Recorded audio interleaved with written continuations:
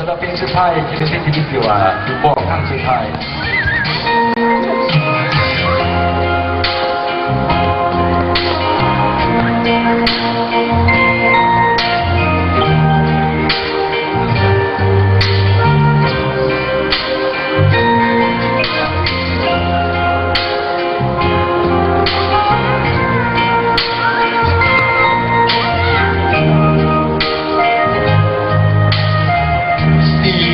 อยากเพลงนี้มอบให้คนใจจงฟังเอาไว้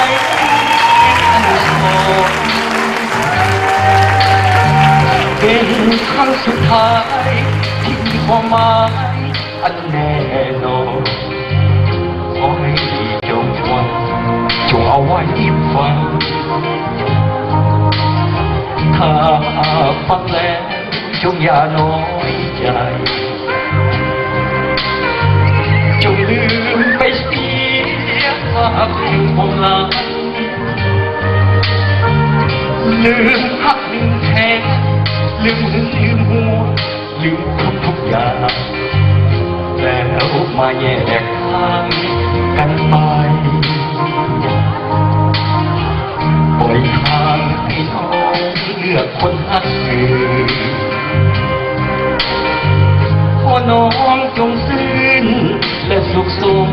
ใจจะอยู่ร่วมกันยิ่งนานวันยิ่งจะเบื่อหน่ายเพราะจิตใจเขานั้นมันต่างกัน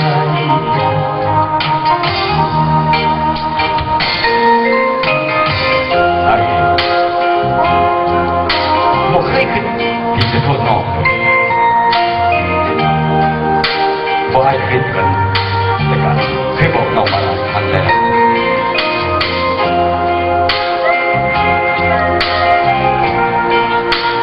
ไอ้บอกว่าจะบอกอย่างไรเพื่อให้เป็นคอยดาวสำหรับชีวิตในอนาคตของน้อง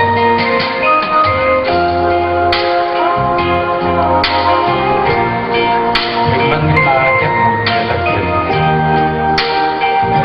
ได้มีประวัติเสมอว่าผมหักเพราะผูกพันต่างๆที่มันสิ้นสุดไปกับเสียงเพลงเพลงนี้ปล่อยน้องจงโซ่